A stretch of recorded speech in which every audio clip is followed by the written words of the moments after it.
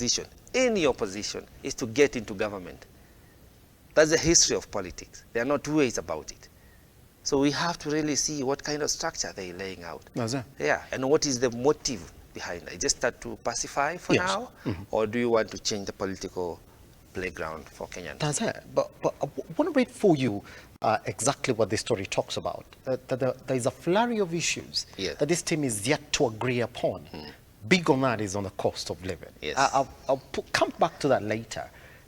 Just what do you think it's been a bit easy for them to settle on this? And by the way, even you would expect for them to say, we've agreed on the reconstitution of IEBC, which is a critical issue that the country is facing. I mean, we're getting into next year without a functional IEBC.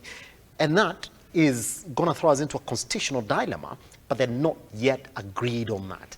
Why do you think it's been easy for them to agree on this too? The leader of opposition office and also embedment of the office of the cabinet secretary. Those are the only two political issues that are featuring on the list of the agendas. I'd like to think so. And like we said, the backdrop of the foundation of these bilateral talks was political justice, so to say.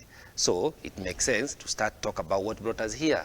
It is our political positions, our political ideologies are not being listened to. We don't acknowledge you as a legitimate government. We believe you stole.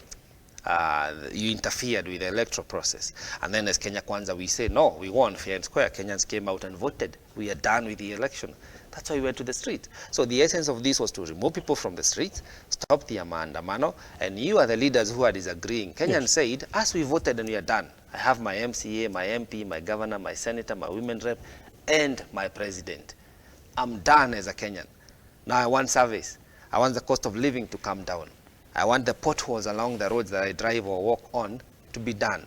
I want school kids to be going to school, to be fed, to have, the atmosphere of learning to be improved. Kenyans want service.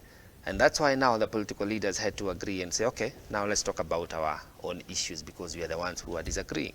That's why it's easier for them to agree on the political issues.